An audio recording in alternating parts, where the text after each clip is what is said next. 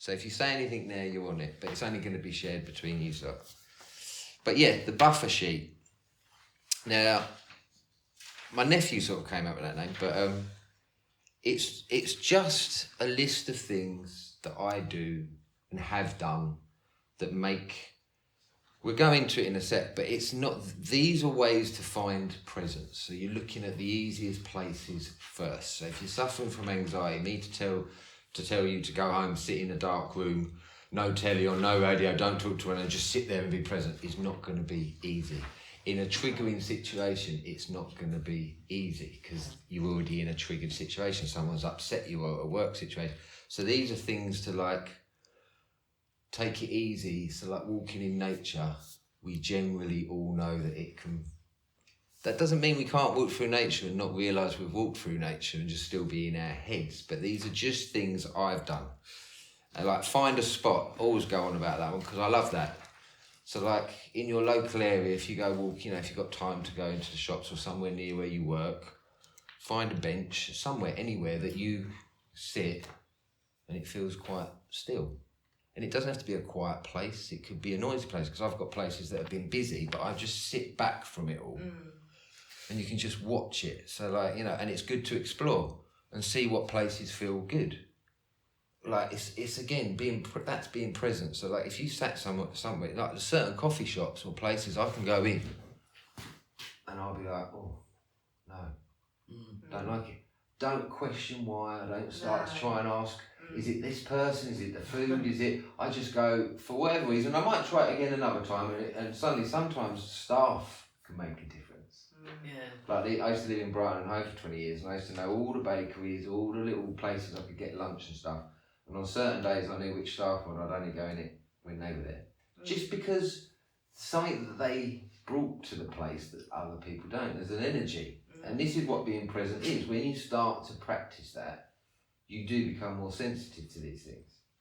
But not in a, oh, it's overwhelming. Just, you trust yourself and you go, I don't feel comfortable here. I'm going to try somewhere else. So finding a spot is just a fun thing to do.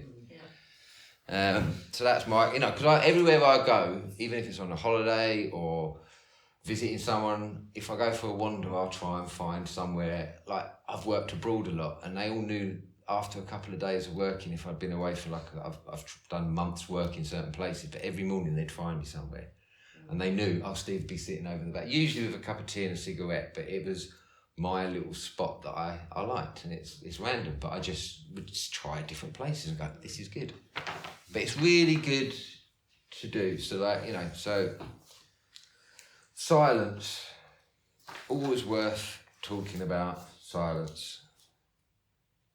You should always try and find some silence a day. Just even, you know, like now, that moment then when you hear it, you feel it, it works. Silence really works.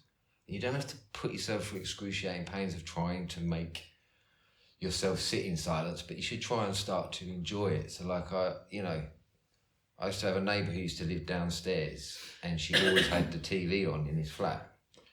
And fair enough, she lived on her own, so it was company. And she always said, oh, it's just company, it's company. But every time, you know, a nice boundary I set, because I'm deaf in one ear, I could use that as an excuse to go, oh, Audrey, can you turn the sound off because I can't hear you? She'd go, oh yeah. Pretty much, so every time I walked through that door, she knew she'd turn it off. And she started to go, oh, it's so nice when it goes off. Because it was just on all the time. So she started to enjoy that silence. So like, just even getting in a car, people notice it in a car because, you know, you could be getting in a car park and you close that, and that little moment before you start the engine, maybe sit there for a bit longer and just have a minute of just enjoying the silence. Because we talk about how to try and find presence, but this is all we're trying to do. This isn't presence, it's how to find it in yourself, because it's not a thing you chase or you look for. It's there, but we're all just too busy in here to know that it's always now. There is no future or past, but we can create whatever world we like in our minds. So it's just that. But cars, someone did tell me something interesting about cars, of why it can feel so nice to... it's like a Faraday cage. I don't know if you know what a Faraday cage is. test. It's like prevents any radiation and EMF signals getting in, and apparently cars do that. So when you shut that door, sometimes it just goes, because maybe you're being bombarded by Wi-Fi, mobile signals, and when you shut that door, you're having less, and it sometimes does feel. So silence, seek it out. You don't have to make it. None of these are like must do. It's like trying to help you to find that you do enjoy them. You may just have forgotten that you enjoy them. So this is what we're reminding ourselves of. So silence. Soft focus. This is just saying I love doing. I'll sit on a bench, and rather than focus on any particular thing, I'll try and I said it last time, but them magic eyes, them things you look into and they turn into an image once you've focused on them a particular way. They're called magic eye images. Well, you can do that into the real world, and you come back and report and tell me what you see. You just look at the gap between things, which sounds odd. So me and you are sitting here, rather than look at you, if it was like you were sitting on a bench at nature or on a high street, don't look at the thing, try and focus on the bit between the thing and you. A bit like looking at a cloud, isn't it? And you can see a face in it, sort of thing. Well, you're not looking at anything. So if I'm focusing on the bit between, which then means you're all out of focus. But you'll see weird things start to happen because your brain wants to make sense of it. So it starts putting perspectives in, but you're just keeping it here. So it does like a magic eye. Like sometimes you're peripheral and you're just focusing on it. Things just suddenly become quite clear and they're there. And when you look at them, they go back to where they are because your eyes want to do something. But the point of looking at the point between things is, again, it's silence for your eyes. It's another thing that your brain cannot focus on, therefore it cannot comment on, and it can't start running a commentary going, well, look at that woman, what's she got that shopping basket for? What's she gonna... You're not focusing on that woman walking past or that bus or that person's driving. You're focusing on nothing, absolutely nothing. So the brain eventually gives up and just allows you to, and then you can focus on things if you want. But then notice if the brain then comes up with a commentary. We're going to get into that in a bit, but that's so focus, just another playful thing. I try to keep it as playful, and honestly, I could rabbit on all night about these things. It's when you do something and you experience something, that's when you go, there's some truth to this, and it encourages you. So unless you engage in it and try some of these things, it's always just going to be me talking about it. It doesn't exist for you. So, and you come back with your unique experience of it, because it is all unique, and you see things and feel things and experience things totally different to everybody else. But there's a shared understanding of it then, because I go, oh yeah, I know what we're talking about now. And you'll know what I'm talking about. So, the practice of these things is it. And, because to listen and obtain information is good, but it doesn't change anything. Obviously, you could, if you wanted to learn to play piano, you could read every book, watch every YouTube channel, go to people who are talking about it. But if you've never sat down and done it, it might speed it up when you start because you know what everything is on this piano, but you've not actually played a piano. You just know how to play a piano, but you've never played it. So this is like, I'm here not to tell you to do things, encourage you to experience it. So that's what it's about. Reminders, brilliant one. Like, we're always unconscious most of the day. We're running on autopilot. So to remind yourself every time you walk through a door or up a staircase, or even if you go to the toilet, use it as a trigger, a good trigger, to remind you to go, oh, just check in. Where am I? Am I here? And take a breath and then go about. Because most of the time we're on autopilot. So little reminders like getting in the car, that could be one now, that when every time you get in the car and you shut that door, you experience silence and you sit there and you see how you are that second, that minute, that moment. So reminders are good. Triggers. Right, what did I say about this? Remember, if you get trigger out that day, you don't see it as a bad thing. If you start to view triggers as a gift, which I know that sounds like a tough one, but they are. So if someone says something that you don't like, find offensive, upsets you, could be a small thing, you know, they just say something in it and you go, what did they mean by that? Oh God, I didn't know. Any of them things, if anyone triggers you or upsets you or just creates a slight emotional uptick that you may later recircle to in your head and go, what did they mean by that? Do they think I did? We'll run the story later and it just keeps going. It's just showing you, this is my belief and my experience, something that's in you, which is why it's called a trigger, because they didn't shoot you, they just pulled the trigger on something that was already locked and ready to go. So they've just... So if you see, doesn't have to be in the moment, because no one's a master that when someone triggers you, we're talking, you know, start easy. But if you catch yourself later in the day reliving something that's upset you, and it can be tiny, someone could just make a tiny little look or a comment or whatever, and our brain goes off on one and goes, well, what did they think I meant by that? No, they should know by now. And we assume they know everything about us and we know everything about them, and that's absolute nonsense. You have not seen them from the moment they were born to that moment they met you and said something that upset you. You haven't witnessed their life. And even if you could, and you had the equipment to follow this little person's life around the world and see everything they've done, you'd have a better understanding of why they may be the way they are, but you still didn't see what went on in their head. So what went on in their head while they were living this life, and you think at that moment they said something, it was personal, it wasn't. They've lived all of them moments and they just said something that you didn't like and may upset you, but it ain't personal. Never is. And you go, well, they called me rude, or they said I was ugly, or they said I was fat, or they said I should have done this. It is personal because it was about me. It's not, unless you believe it is, because what do they know about you? So I always think now when I get triggered, and it works, you go home and if it comes up, you go, I still want it. They've just shown you an insecurity and a lack that you have. That doesn't mean I'm saying go around and be all namaste and polite. You know, we're all going to have arguments still. We're all going to get into arguments and things. But if these are just things that if you view it this way, and it takes time, You're not going to do this straight off. The more you do it, this is what I said, you get encouraged because you will see a benefit from it. Because you're not wasting as much time in the evening thinking about how you could have replied to that with a witty comment that would have put them down, or would have won, or would have, made them look foolish, or, that's a waste of time.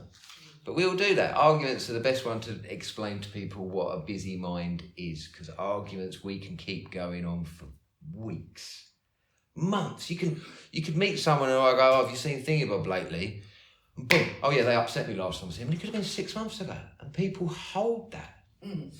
Like, who's winning here? You're holding on to something that, I tell you what, I hope anyone doesn't mind a little bit of bad language, because I do swear. I've been a dick in my life, and it wasn't personal. I was a teenager once who was inconsiderate. Then I was a young man who was inconsiderate because I didn't know. And the amount of people who, if I could survey everyone now and go, how many times did that, Stephen, piss you off? There'd be millions of people probably spreading out of that. I then piss this person off, then they piss someone else. And I didn't even know. I just was going about my basic inconsiderate behaviour, upsetting people. It could have been anything, just being in someone's house and putting something back down where I didn't really think I should have done, and it upset them. But I didn't know, so it wasn't personal. I didn't literally go, I'm going to do this just to annoy them. No one does. Oh, maybe there is a few people out there who want to do nasty things, but I think we'd all pretty much spot them pretty quick and go, well, just still not personal. They've just got problems. They didn't go, I'm going to seek this person out in the world and make their life a misery. You happen to be there, so they're going to do it. So it still isn't personal. So you don't have to believe me on this, but if you start looking at everything, it ain't personal. Nothing's personal. See how it affects the way, you move around this world. So that's triggers. Then I put a little list of things to help, less caffeine, things like that. Most of you probably all know these. And like I said, but these things, they're not like if you do them, you're going to be present. They just might help if you're struggling to get present or be present. So, but once you learn how to be present, you generally don't want to do these things as much anyway, because you're enjoying life a little bit more, so you don't necessarily need... I mean, I still drink caffeine, I smoke, I don't drink much alcohol, I've got a bar of chocolate in my bag, so I still eat sugar, but you know, but if it is to help, if you're suffering from anxiety and it's a more extreme level, these things can just help. But, you know, so I'm not saying do this and you will become a spiritual practitioner of presence, no. And then on the back, some book recommendations, and then I'm going to do this again. We did it last time and it was really good. I use that saying, what could happen in the next moment, as a way into presence. And I read it in a book called Physics of Miracles. Weird book, but it's weird on purpose because it discombobulates you enough to stop thinking that everything is as material as it looks. And I don't even think I finished it. It was just a weird book. But someone who I would hold in high regard, who I wouldn't have expected this book to have come from, and they said, no, read this book, it's brilliant. And it is, because he's so silly, this guy. His name's Dr. Richard Bartlett, and he messes around with reality. And because he has no fixed point to it, weird stuff happens because he doesn't believe that it can't. So, but there was one little line in it and he was just flippantly threw it out there, and it said, what could happen in the next moment? And I was sitting in a coffee shop when I read it. And I sat there and I was like, what could happen in the next moment? And I waited, because I was waiting to see what could happen in the next moment. And I realised it was such a good way to get into presence. So before we start on the proper talk, no eyes closing. Like whatever we do, you can look around, do whatever I'm gonna say what could happen in the next moment, which you will never know it's coming, but not yet. And then we're all gonna just see what happens in the next moment. And that could be a feeling. Most people start to smile or sometimes giggle or whatever, but you're allowed to look around. So right, what could happen in the next moment?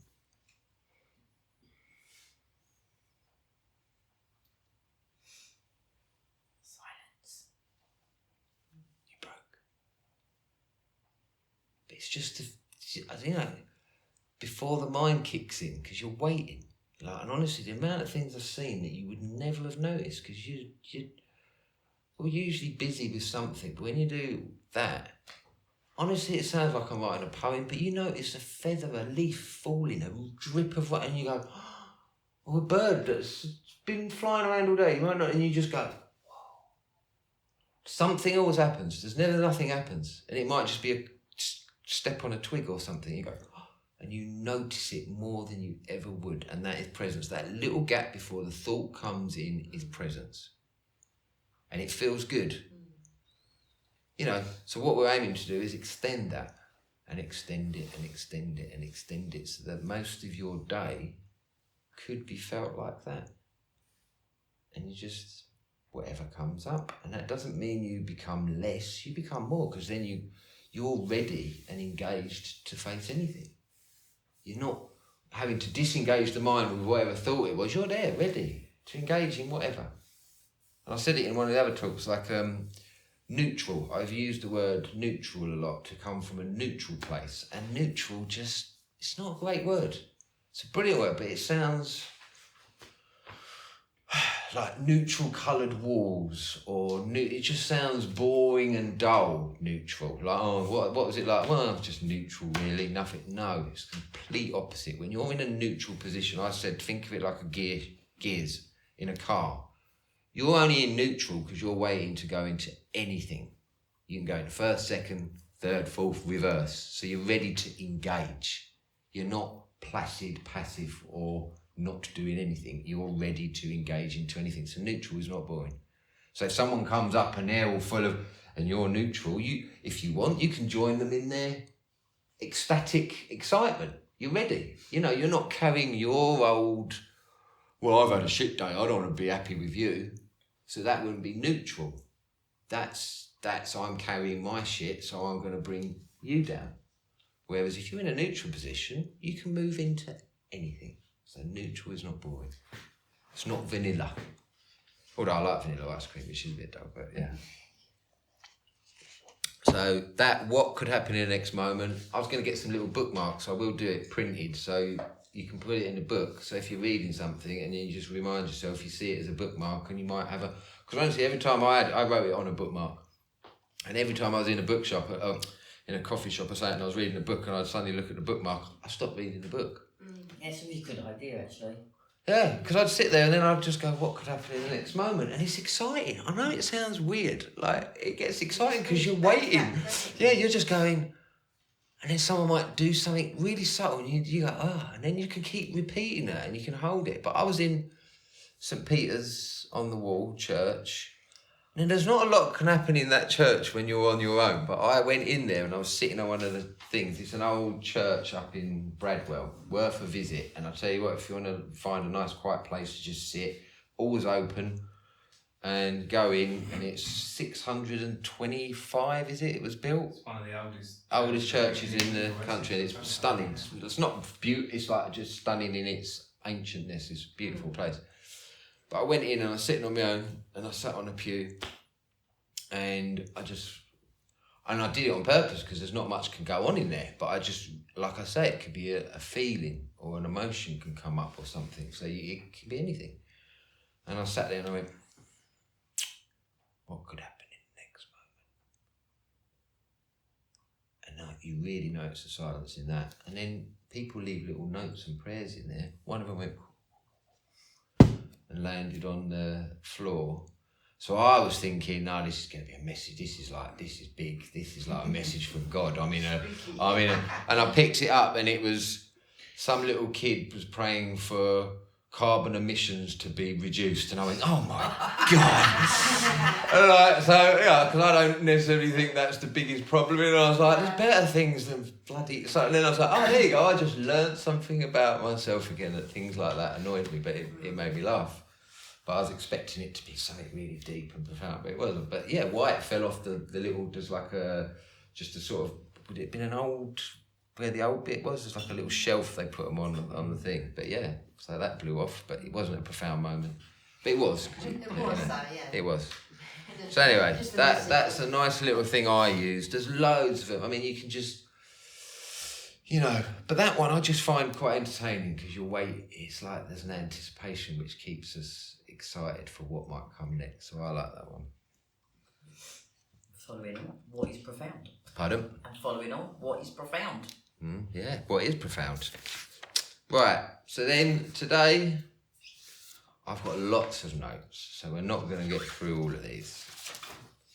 But I've bolded. It's funny, right, talking about anxiety. I don't really have any leading up to these until the day. And then I've been keeping little notes on my phone.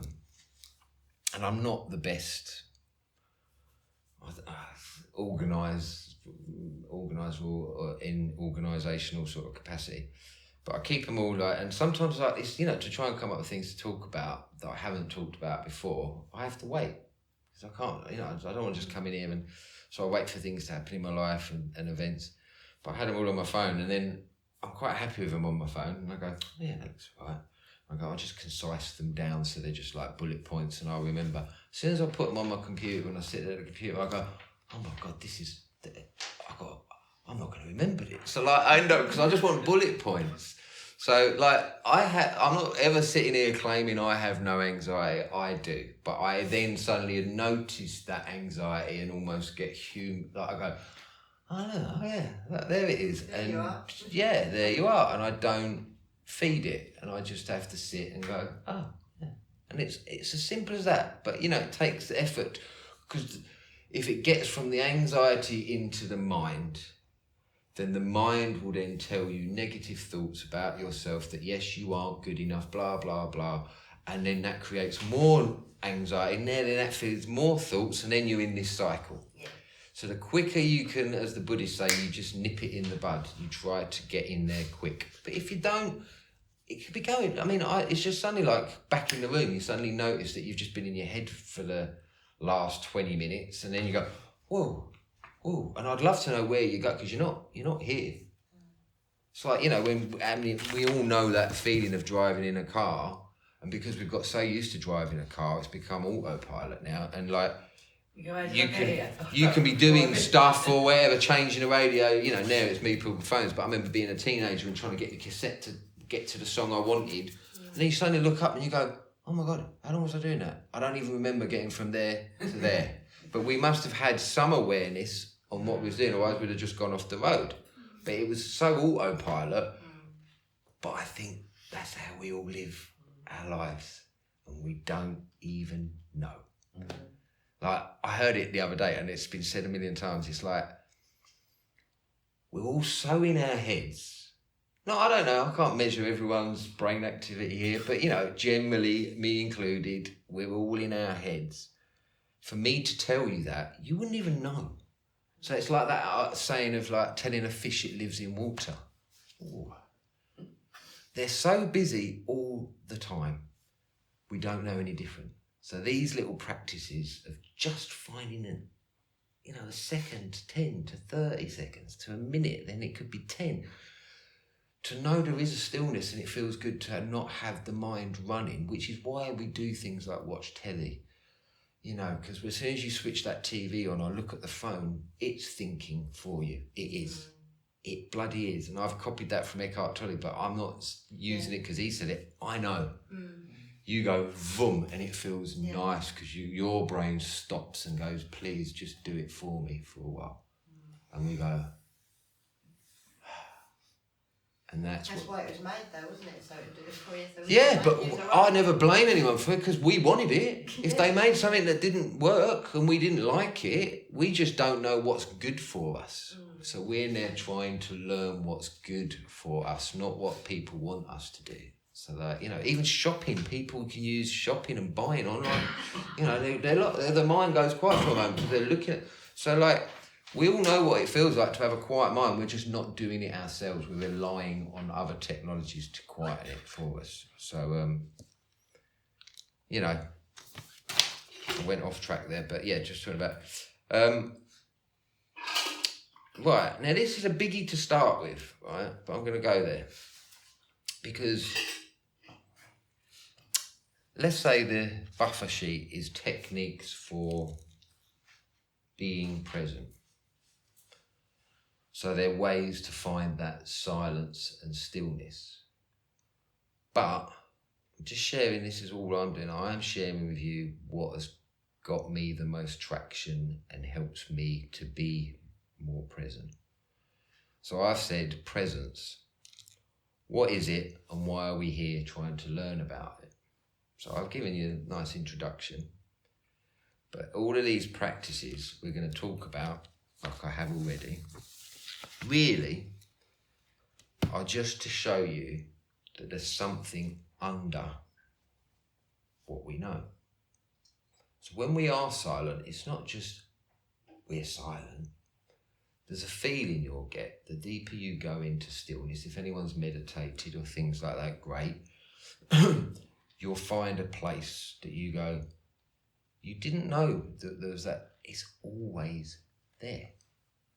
And I would suggest that it's not of this place.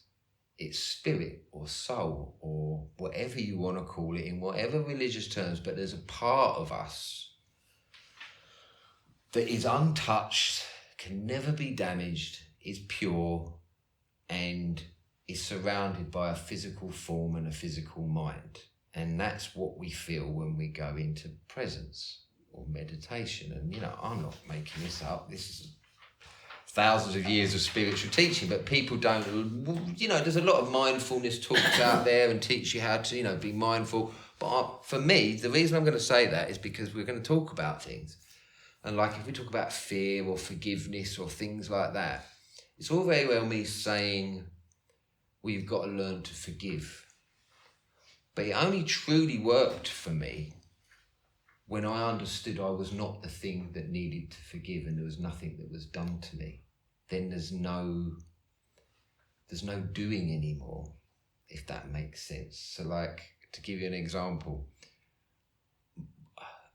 my mum will come one day because she quite enjoys this sort of stuff now, but she's not here and it's nothing personal, but everyone's got problems with parents, whether they did a good job or they did a bad job. You know, it's just the way it goes. There is no one who has not got any type of resentment or trauma. Like, and I've said before, it could be just putting a baby down when you're going to do something in the kitchen for 2 minutes, so that baby cries, that's it, they've felt detachment and anxiety from that moment, and that can change the rest of that, and that's no one's fault, it just happens. So, but I don't know if anyone else in relationships, and there is a mother and son here, so it's going to be easier, and father and son. But it doesn't, you never did anything wrong, you did your best, I'm not disrespect, there is always things that's going to happen to your child that will create some resentment towards you. And that can be over-caring or under-caring or neglect, it doesn't matter which end of the spectrum. It will cause some sort of resentment and then affect them in their later life. Now, I'm a 50-year-old man and I had to move back in with my mum. Hadn't lived with anyone for 25 years. Back with my mum. Brilliant. Brought up so many things, like, and I've talked about before, like she'd annoy me at little things, like, and I'm you know, this is still while I'm supposedly practicing presence, so it was like great school, put me right back with all the things, you know, these buttons and triggers started there. So the best place to go is to go and live with your parents. As they say that, if you think you're enlightened, go and spend a weekend with your family, then you'll see how enlightened you are, because there's a lot of stuff there.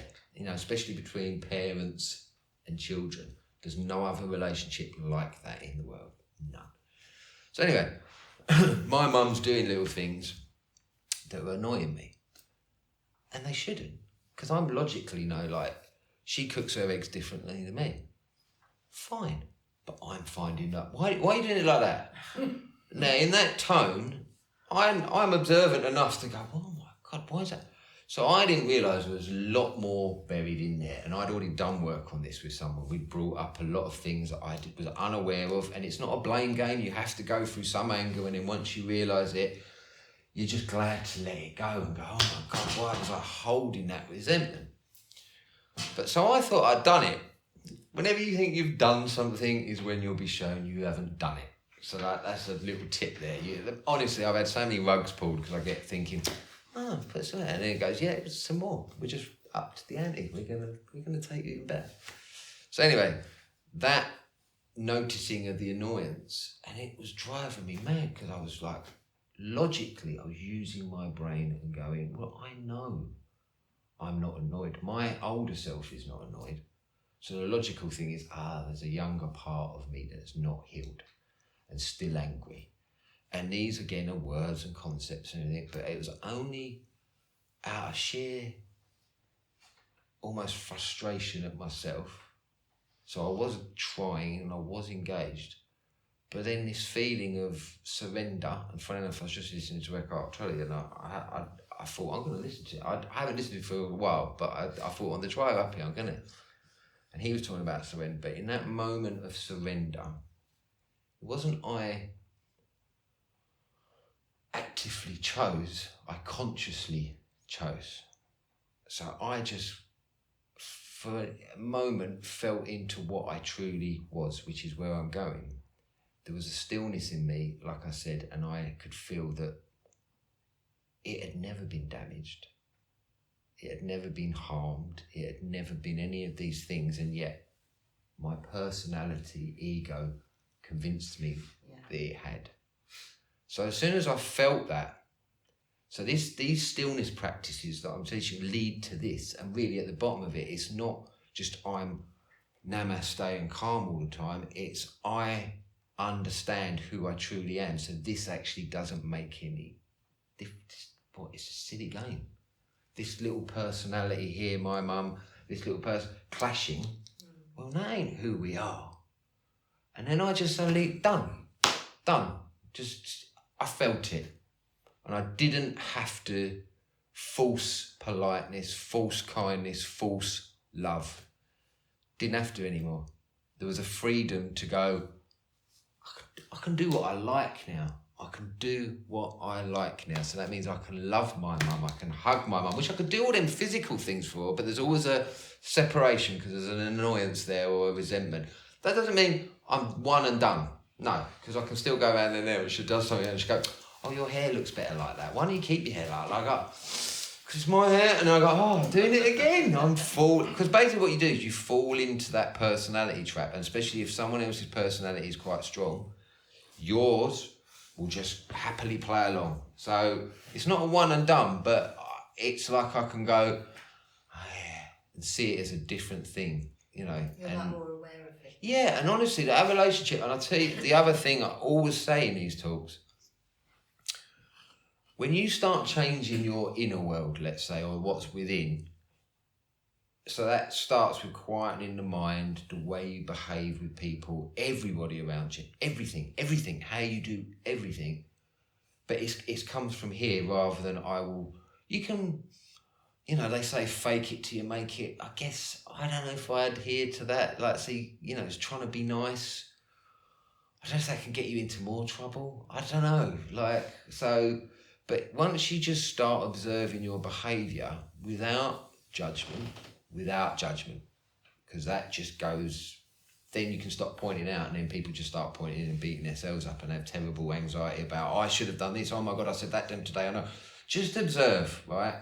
First port of call, observe yourself without interfering, like you're on a nature program. If you want to go and see what the seagulls do on a remote island, you don't turn up in a red Kaggle, camera crews, lighting and everything, go, right, well, how do they behave when they're on their own naturally? They're not going to do that because you're being observed. So if you want to see what's really bothering on you, what's really triggering you, you just start to observe the mind. And we'll go into a bit that late, but you don't interfere. You just hear it. That's stage one. You might do that for a year, but it's not like boring and you'll be like, oh my God, when am I moving on to stage? You'll know, because the more you start observing it, it will behave better. Because it's being observed. You're not interfering. It loves you to interfere. It wants you to engage. It wants you to go back up in there, add to the story, add to all the pains and all the guilts and all the things that it wants you to do, that blaming, martyring. Doesn't matter if you're a victim or the perpetrator. It doesn't care. It just wants to be busy doing something. So if you just observe it and you listen to the mind, all right, and I'm going to jump ahead, right? So like, as we're on that listening to the mind, I just noticed this today, and I think it might be a good one to explain what it feels like to observe the mind. I took an afternoon nap. I rarely do it, but I was tired. And I was just laying on my bed, and I was just like, I was nodding off. And I had loads of thoughts. But it didn't prevent me from nodding off. So like, I suddenly was aware of this fire, like, and the thought that woke me up was that I noticed that these thoughts didn't wake me up. So I was like, there's a bit where I started to do that where you're in and out of a dream and you're thinking all these thoughts and everything. And I was just like, and there was a bit of a king came up and all these random things and other little thoughts about the day and whatever. But none of them prevented me from nodding off, because none of them created an emotional response. As soon as there was an emotional response in them thoughts, so a lot of people struggle at night when they're laying in bed and you can't sleep and your thoughts come up.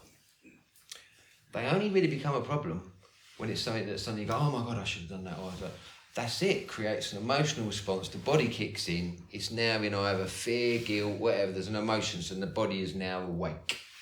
So we can, the reason I'm saying that is that what is it like to observe thoughts? It's like the thoughts that don't have emotion. So next time you're nodding off, it's going to be a hard one, but that we all know that when you nod off, you get in this weird dreamy state, and then we happily nod off. We don't stay in that all night. We go through these thoughts because they're just like clouds.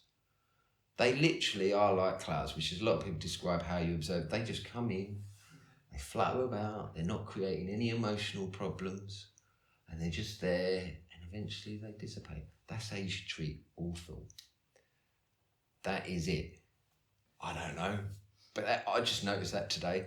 So when thoughts do come up, our tendency is to go, oh, I don't want them, and you battle them. they don't care if you're battling them or they just want your attention. So even if you're battling them, they just, oh, lovely, come on, I've got more. That gives me something else to think about now, because now you're going to beat yourself up because you can't quieten your mind.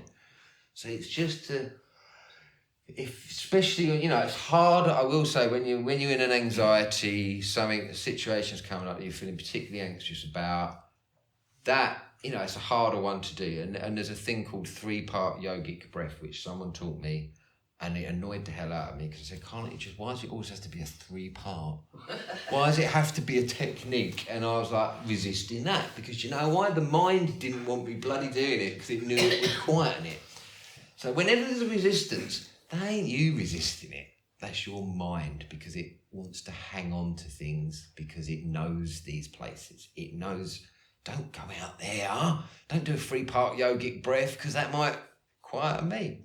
So anyway, you lay on the floor, knees up, flat back, you're just on the floor like that. Arms, I think she used to say, put your hand, one on your heart, one on your stomach. But you don't have to do that, you can do whatever. But what the point is you breathe in 3 parts, right? And it sounds complicated, but you lay on the floor and you imagine you're bringing your breath up from the ground into your lower abdomen first. So you do like a second one in your lower chest, third one in the top part of your chest. So there's these 3 breaths, and you'll get annoyed because you're trying to work out to get 3 breaths in one, right? So you then work out how much to bring in. So you're always each time feeling like you're bringing the air in from the ground into your abdomen, then into the lower chest and into the upper chest, and then you let it out. And because you're visualizing the breath coming up from the ground, when you let it out, it just grounds you and you go, oh. And also, what it's basically doing, there's no magic in it, it works. It works. When you're having major anxiety and you can't quieten that, go and lay on the floor, knees up, and do that. And do you know why it's a little bit more complicated than normal breathing? That's the point. Because you start concentrating on that, and then the release, and then you enjoy that little release, and you're quiet, do the next one, and you do the release. And before you know it, that has quietened. And then you go, oh my God, she was right. I should have not resisted for 3 weeks before I decided to put this into practice. But that's a good one if you do ever get into a cycle. Because once you're in a cycle, it's hard to get out of it. So that one I always found useful. But I mean, honestly, you can just sit. And I know some people, I said it to someone the other day and they went, oh no, I get asthma and I struggle to observe my breath. And I said, I didn't say change your breath, you just observe your breath. So you just don't change it. Whatever it's doing now, you're just observing it. And there's a weight to it. When you get used to observing your breath and you're just sitting somewhere, you could be sitting in a coffee shop, you could be waiting in line in a queue. Put your attention on your breath, of what it's doing, observing the breath. You're not changing it, there's no technique here, you just watch your breath. Takes you from here, puts you back into there. And it feels nice. Like you will eventually enjoy it. You'll just kick yourself that you're not doing it more. It is an enjoyable thing. If it's the mind telling you it's not, don't trust the mind, because it doesn't know what it's talking about, because all it's basically is killing it. There's nothing wrong with the mind. It's great at sorting out problems, great at fixing things, but it's not for emotions. It isn't suitable for handling our emotions, because look what it does with them. It gets it wrong every time. Well, this person upset me, therefore I should be upset with them. That's insane. That's not an emotion, true emotion. That's a mind dealing with emotions. So that, but the 3-part yogic breath, I'm sure there's probably a YouTube video on it or something like that. But so I personally, talking of the surrender and forgiveness, it only really worked when I really believed who I truly was. And that took time. And I can't tell anyone to go and believe in a God or a spirit or a soul. I can't. But I'm just telling you what worked for me. Like, to have one without the other, I just say it feels like technique. But what comes out of that, I put a fundamental trust. And once I don't need any more proof. I don't need God or sign or anything to come down and tell me. I knew what it felt like. to feel like, oh my God, I'm actually perfect, I'm untouched. It's just this belief that I'm not. And then I had an experience of forgiveness and love. Therefore, what more do I need? Is there any other proof I need that it worked and it made my relationship better with my mum? So I'm not asking you to believe in any particular God or whatever. I'm just saying there's a stillness in there, whatever you want to call it, consciousness, God, source, universe, I don't care. But when you are in touch with it, which is what all of these practices really are, you're just trying to find out what's underneath everything. That's what I'm trying to share. So you get there by doing the little things, and you'll see things change in the world and around you, and people and relationships and work, and everything changes because you're not operating from there anymore. You're operating from this other thing, and things start to change. And if you want to change the world, because people don't like the way the world is, you can go out with a few banners, you can sign a few petitions, you can get angry at this person, you can do that. They ain't listening. You can go and march on anyone you don't agree with, and they ain't listening. When have they ever gone, oh yeah, maybe the war in Iraq is not good, maybe we shouldn't do that, because they're all outside. There's a million of them outside in London. When was that? I can't remember what year that was. Million men marched to stop the war. Oh yeah, I think we better not do it because there's a million. They don't care. They're doing these things anyway. So you either can get angry and blame, but if you really want to change the world, you start acting from there. Right? I know we're going big on this one if you thought you was coming for just a little mindfulness talk, and this is getting very big, but honestly it changes the world, because if you're walking around acting from or responding from this place of stillness, kindness, love, all of these things, you're not trying anymore. You're not having to be polite. You choose to, because if you harm that person, you understand you're harming yourself. If you understand consciousness in any respect, we're all from the same thing. So if you start, people call it a mirror, you start bashing against that mirror, the mirror bashes back at you. So if you look at people who spend their whole lives just toiling and fighting, and they're right, the world's fucking hard, because it's just giving them back what they're putting in, and they may achieve some things, and they may become a millionaire, and they may get this, and they may get that, but I tell you what, it was bloody hard. And it requires a lot of energy and will and effort. When you're coming from this place, you do things, you achieve things, you do it. But it's not because I'm brute forcing my way in it. You glide more. Don't get me wrong. I'm going to go on to some stories where I am not enlightened. This is a daily practice. But you notice, honestly, it's bloody magic. Things change very quickly when you're coming from this place. When you're not, it's hard work. When you come from there, you're going. And the annoying thing is, even though you've done it 10 times, once, 1,000 times, you would think you would bloody know and come from that place every time. But oh God, no! You go back and use this every time. It's like being right-handed and trying to learn your left. You've been using that your whole life, and you think you can suddenly just switch to this and write your name and signet. It takes a lot of switching over to this. But yeah. So I've gone off topic there, but bang on topic, so it doesn't really matter. So does anyone got any questions about that? No one ever does have a question when I ask, and then at the end everyone wants to start talking. But every time I do that, I always know no one's going to. I've got something that happened to me the other day. Is it a question or a story? It's a little bit of a story, really, but it's not. Go on. So I was parked up, and I'd got my ticket, and I was ready to go. I thought, I'll just roll a fag before I go. And then there was a fella come along, and it was a park warden, And he sort of knocked on the thing, and I thought, I'm not going to be. I was consciously knowing I wasn't going to be horrible.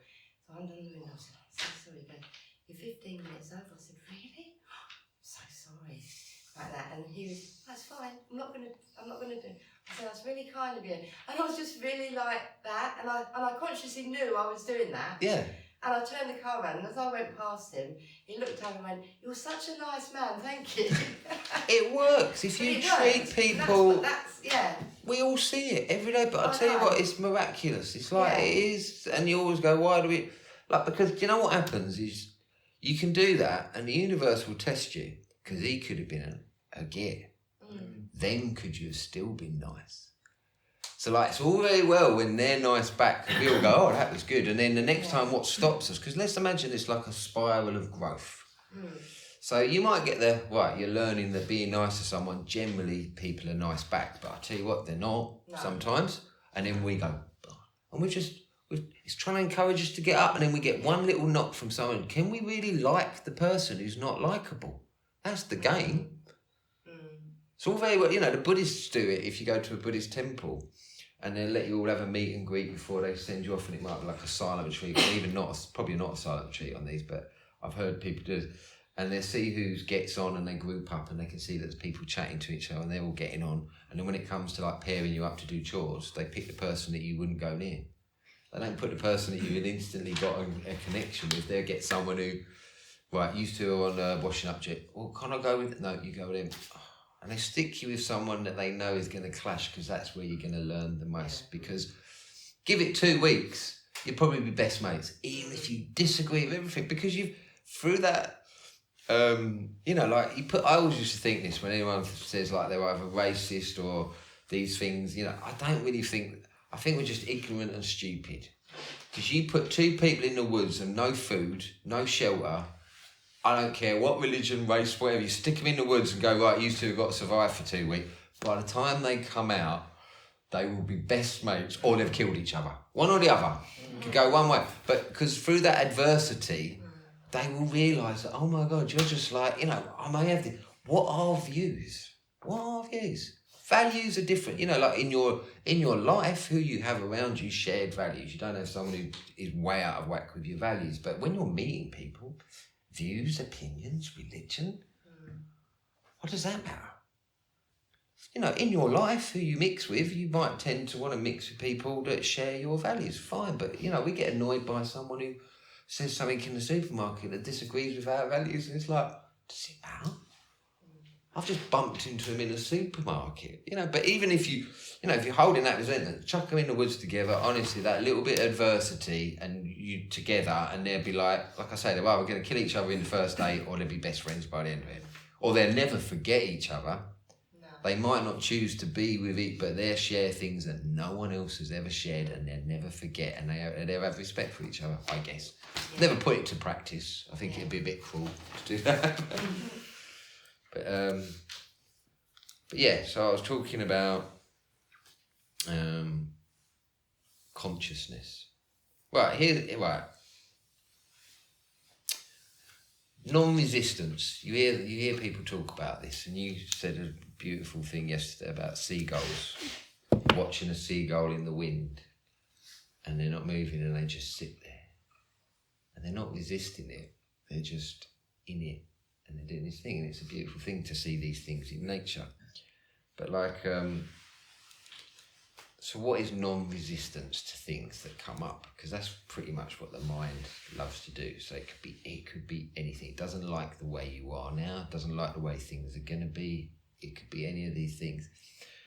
And someone the other day said to me, they get into this thing called flow state. I don't know if anyone's heard of this flow state, where you've all probably experienced it at some point, where you're doing something you really enjoy. So some people get it if, skiing, playing music. You could call it getting in the zone, where the mind quietens and you're just fixated on the thing that you're doing, or you're focused, let's say. So the mind, people get it in extreme sports, because, if you're not focused on mountain climbing, you could die.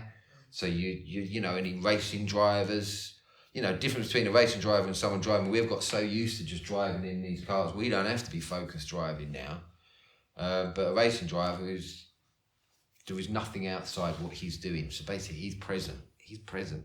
So everyone goes, oh no, I can get into. And this woman said to me, I get into a flow state when I'm video gaming, or I'm doing this or that. I said, you're not really in a flow state.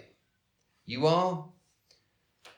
I didn't say it like that to her, because I didn't want to say you're not. But I said, what that is and how we all live our lives, and this is all to do with presence. Presence is accepting what is. You're in the moment, doesn't matter what's happening in that moment, it is happening, whether you like it or not, and it's just our resistance to the things that creates turbulence in us, and it can be, we resist so much, and we go, no, I'm not. You just resisted that. Yes, you do. So when you're doing something that's pleasurable, why do you think your mind quietens? It's because we're accepting it, because we like it. It's something pleasurable. We're enjoying it. So therefore, the mind can allow us to do it, because it's, I'm accepting, I'm agreeing what's, like imagine you're on a thing and things are coming towards you, which we are. Oh, these are all good, and then as soon as one bad thing comes up, we go, well, I don't like that. Then we become resistant. And what happens if we become resistant? Does it stop the thing coming? Does it stop the thing happening? No. But we feel better because we don't like it. And when that doesn't mean be passive to if a situation comes up that requires some engagement and seems to, but so whenever you think you're in a flow state and everyone thinks, oh yeah, I'm feeling really, check if it's something you enjoy or it's something you don't enjoy. Because if it's something you enjoy, I'm not saying, like I even put there, I'm not saying have a shit life and create shit things, situations for you to test yourself. They will come. So if you're enjoying something, enjoy it as really enjoy it. But notice when things aren't, just sort of feel into that, what am I resisting? Because it's coming anyway and I'm making it worse by resisting it, because now my mind will just say, I don't like it. I don't want this. I don't like it. Does it change anything? Can it change anything? I don't know. Does a resistance to something change anything? I don't think it does. To accept it does not mean you then go, well, that's my lot, because you don't know what's coming next. You take action, either leave, change something, leave a job, a relationship, do something for your health, if you whatever. You can change things, but to keep going, well, I don't like it, doesn't do anything. That's worth. And here's a subtle, more humorous one of how that plays out in everything we do. I've got a dog and called Dolly, a little border terrier, who's 17 and a half. And honestly, great teacher, because now I'm like her full-time carer. Once she was a puppy, I had to look after her. Then she's had like 15 years and pretty much does what she does. I feed her, I water her, I've kept her alive this long. She's had a great life. I've travelled with her, but she was so easy. I should just go, and she'd come and, very well behaved, brilliant dog. She's still a brilliant dog, but now she's deaf, so now I can't call her back, and she just wanders off. She's getting a little bit senile, so now she's just sort of, what used to take 10 minutes to go out for a toilet now could take 20 minutes, half hour, and she just, depending on which way the wind's blowing, she'll just sniff.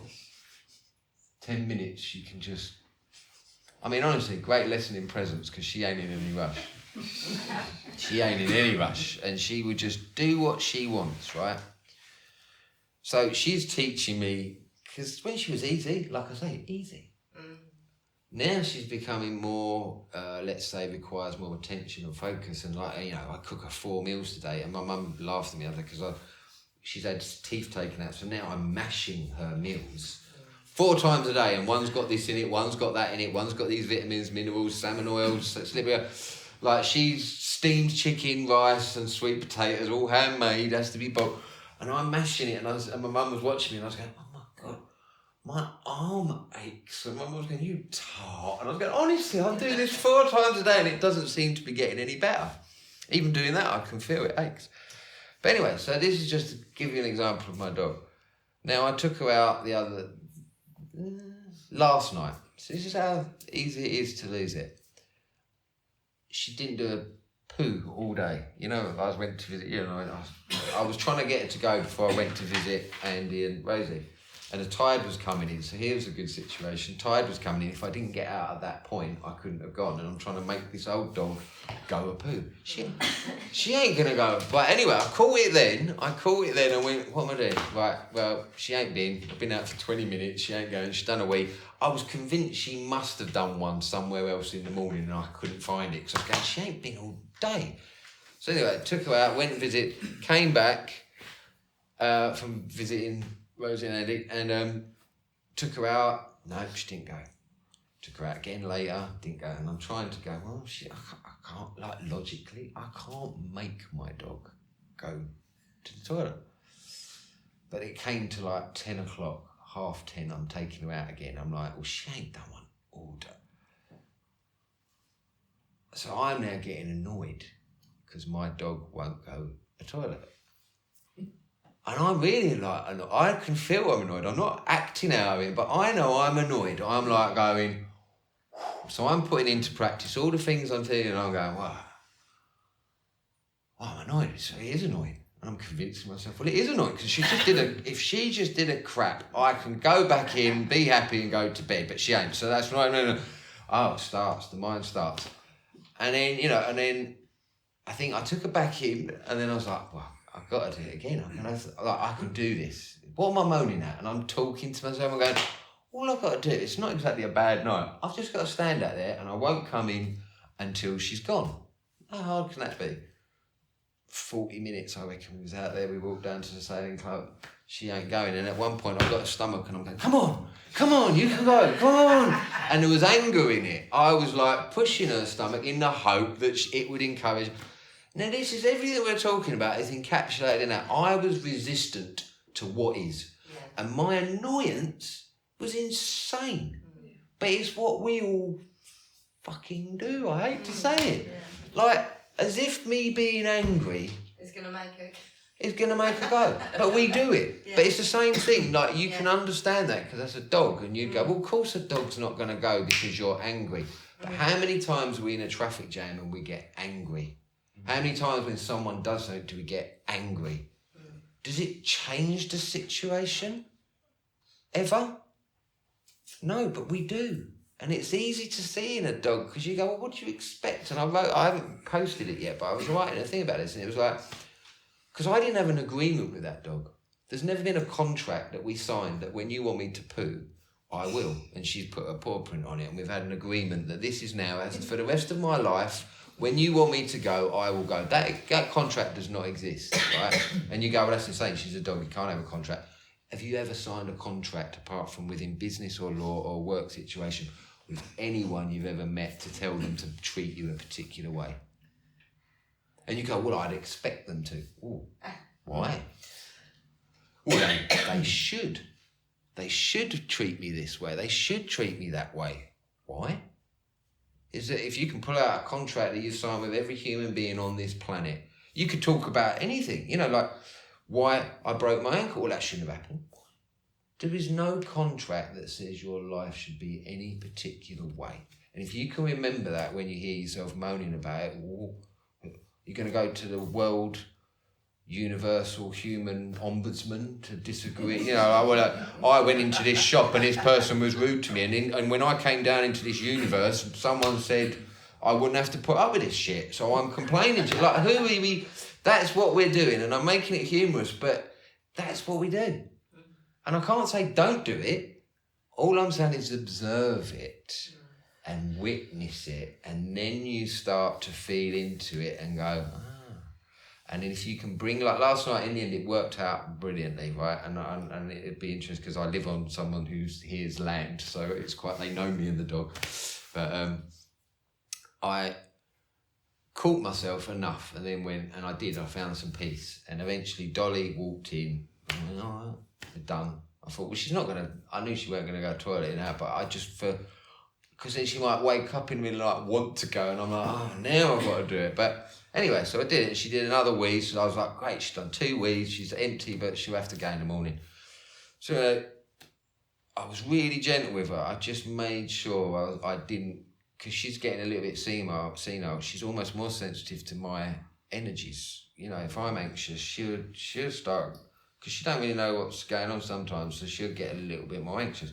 So I really... And I was genuine then. Once I picked her up, I'm like, oh, don't worry about it. I could do it. And she went to bed. I gave her a tiny little bit of chicken. She went to bed, settled straight away, didn't wake until this morning, took her out, did a massive one. But while I was walking, I found where she had done one yesterday and I hadn't found it. She had done one in the morning and she'd done it right up the path. And I was like, when did she, up the public footpath? And I was like, when did she do it, little cow? I didn't see her do that. So that's why she didn't. But I honestly think that all worked out, because then it even showed me where the lost poo was, if you want to call that a quest. Like, because I'd softened and accepted what Yeah. was going on and thought, well, it's pointless. So then the next morning, the mystery was explained, and then I looked at it and went, oh, it was all fine anyway. So there you go. That was the encapsulation of everything you ever need to know about the universe in a dog doing a poo. I don't even know where we get on. We're nearly done. Right, let me have a little look through my list. If anyone's got any questions now, well, I'm just going to have a look. Because I like to end on something uplifting and positive. I sort of covered a lot of what I put in here in the Dolly story. Funny enough, that covered a lot. Dolly's claim to fame. Yeah, she's right. So in difficult moments, another way to frame these. So this is not like this is what I try to do, is reframe your perception of what is actually going on. So all these little stories of me telling you how I perceive the situation. So I obviously perceive that if I get angry, then she might shit. Wrong. Perception's wrong. So another reframing of any situation that may not be how you like it to be. So like, again, I'll use Dolly. She's getting older. And it's more difficult. It's not as easy. You know, like, I don't know if anyone's had to care for people. I haven't, you know, like an elderly person. I mean, I did have a neighbour and I did, but we didn't get to the point where I was like, you know, a carer. And she's not there yet, but it's changed and it's not as easy as it once was. But the bit that I sort of, why I don't get sad about it or frustrated or annoyed, I do on occasion, like I said, but generally I'm sort of leaning into it and accepting it and quite excited to see what it will bring, which means ultimately there will be death and there'll be a sadness at the end, because I've had her since she was 8 weeks old. She was like that when I had her. So with over 17 years we've been, me and her. But who am I going to be? And that excites me, because when things go well, I know who I am. I've done that. It's comfortable. It's easy. When things don't go so well, I will find out who I am in that situation. So like, if you're looking for motivation to just accept something, look at it as an invitation to see who you are going to be when you do. And that, honestly, you can hear the emotion here. Like, I will know who I am up until the end of my dog's life. Then I will know who I am after my dog's life has ended. And I'm excited to meet who I will be. And it may not be pretty and I might not do things, but I will learn something about myself, which then springboards me onto moving forward to maybe growing again. That's what growth is. We're trying to grow. And, you know, it's all these words, grow. Honestly, I'm excited to see who I am going to be in the good and the bad. Obviously, again, I'm not asking anyone to have a crap life. Go and have the best life, but there's always going to be upsets and things that come along. So reframing them is like you can feel it. Just go, who am I going to be? You know, and we were talking earlier about things that are worrying you and that. I don't worry about the end of the world if it's coming. Like, obviously, I don't want that, but I ain't going to change it if that's coming. Like, if there was, you know, like, when things are getting a bit crazy out there, you know, the world's a strange place, there's wars kicking off, whatever. Who am I going to be? Because that's all I've got. That's all I can do. Who am I going to be when the thing comes that may be fearful? Will I crumble? If I crumble and I'm hiding under it, then I'll go, oh my God, I wasn't very tough or brave, but I'll know. But I honestly think if you feel into and have an excitement of it and be present, you're never likely to disappoint yourself, because you're there and you're just there to see what's going to happen. And that sounds really crazy and hard to do, but really that's all we can do. We engage with what comes at us, but we ain't changing it. It's we change ourselves, or not even change it. We're just trying to see who we are, how we respond. Can we respond or do we react to these things? But, you know, my dog going and slowly, you know, I'm excited to see who I will be in them moments, because I haven't done that before. So that's a new experience. And you can say, well, that's a horrible experience. Well, everything goes. We all die, wouldn't we? Yeah. That's another thing. We've not learned that, have we, really? as humans, we've not learned about death. No, we're all petrified. I mean, you go to a funeral. What's really interesting is I love going to funerals. I know that sounds a terrible thing to say, but as I've now got older and the things I've learned, oh my God, the conversations you have at funerals, because death is near. You have much more heartfelt conversations with family you ain't seen, or people you don't even know, because death is it's in the next room. They've been faced with it. So you go, man, how you doing? Well, it's been a bit of a tough year, you know. Like, and they wouldn't have told you that. If it was out and they go, yeah, all right, mate, yeah, watch football, and then they're going, well, I was thinking about taking antidepressant pills, and not really. Like, I've speak to them, you know, maybe because I'm a little bit open and I'm asking them sorts of questions, like, how are you feeling? People, because death is near, it makes you become alive. But the bit they all enjoy, no one knows what to do when they're either at cremation or burial or everything, or just the hugs are all like this. Yeah, right, sorry about that. You know, but no one really knows what to say to the person who's lost someone. But as soon as they get to the pub, they love the drink and the laugh and the talking about all the good times, because oh my God, that's an easy emotion. They know how to do that. They don't know. I mean, I've honestly talked about this. I'm going to run over a little bit, but childlike quality. And when I say childlike quality, I don't mean running around screaming and doing all the things, you know, I'm talking about that wonder, curiosity, natural wisdom. And I'm not saying all children have that, but then they have to become an adult, like the prodigal son story. They have to go up, and then as you descend back into older age, you should bring the wisdom that you've learned, but then that childlike quality of wonder and amazement, curiosity, and also non-judgment. Children, they just, like I said before, honesty, they just go, don't like you, don't like that face, you've got a weird face. They don't mean it personally, they're just something about that, or I don't like it when you talk like that. And it's not personal. But if you took a child to a funeral and allowed them to do what they wanted to do, they would walk into a room of people looking sad and go, why are you all sad? And then someone would say, well, we lost someone. Oh, I'm sorry about that. What, you won't see them again? No. Oh, that is sad. And they'd probably go and sit, hold their hand and cry with them. And that's the appropriate behaviour to have. And we don't do that because, oh my God, I don't want to feel that. I don't want to feel sad. I'm not going to, because honestly, I've heard it's from so many older generation. No, you'll just make them feel worse. If you don't make them cry. You know, how many times when someone does cry and go, oh, sorry, I didn't mean to make you cry. You know, that's a crazy thing. I mean, I don't mean go around again and crying all day at everything, but that curiosity of, it honestly it ties straight into who am I in that moment, you know, and death is a great one. And I've been around a few deaths, and it's an amazing thing to witness someone, and you know, it's quite, you know, there's a moment there, there's something else going on.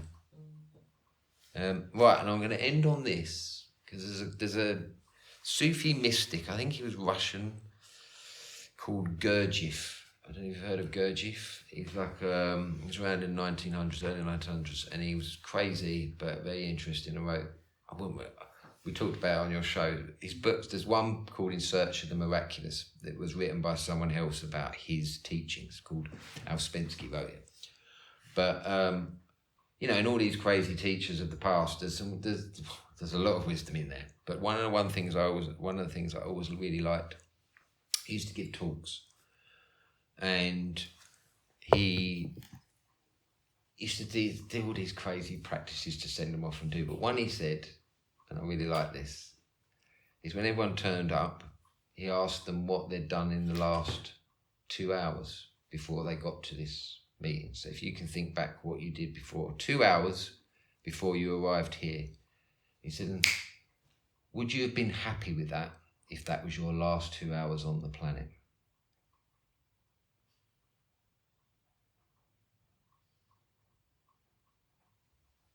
And that's an interesting one to ask. And he said, right, when you leave here tonight, I want you to break your days into 2 hour segments. I don't know why the two, but it's so much better than an hour. 2 is brilliant. And he said, I don't want you to do something stupid, like your bucket list, or jump out of a plane, or go and have sex with this person you've always liked. I'm talking about the mundane activities of your life. Are you enjoying them? And if it was taken away from you, so every 2 hours, if you remember, it's a great thing. Just look and go. You know, you don't have to practice the 2 hours when you start. It's really the 2 hours after. Like after 2 hours, you just look and you remind yourself, God, would I have enjoyed that last 2 hours if that was my last 2 hours? And he said, so what that's pointing to is get your affairs in order. If there's things that need doing, do them. If there's things that need to be said, say them. And then you can just go about living your life. So I've done it loads of times and it's been so mundane. You might be walking the dog, eating a sausage roll at a coffee shop, writing something, and I go, do you know what? If that was my last 2 hours, I'm good with that. If you spend it angry or arguing or all of these things, you'd go, oh yeah, that was... So it's just a lovely little thing. Maybe not so lovely. It's quite a profound thing to ask yourself. So even just 2 hours before we got here, what did you do? Did you enjoy it? Because your life's only made up of 2 hours and 2 hours and 2 hours. So I was saying the other day, again, I'm meant to leave on uplifting stuff. I'll try and say uplifting. But going round the sun, honestly, when people talk about it, I heard someone say the other day, and you go, and I'm probably, my mum took it quite well, and I was just curious, but shit, Mum, you've only been round the sun 76 times. She went, what? Well, you know, a year, it's just round the sun, isn't it?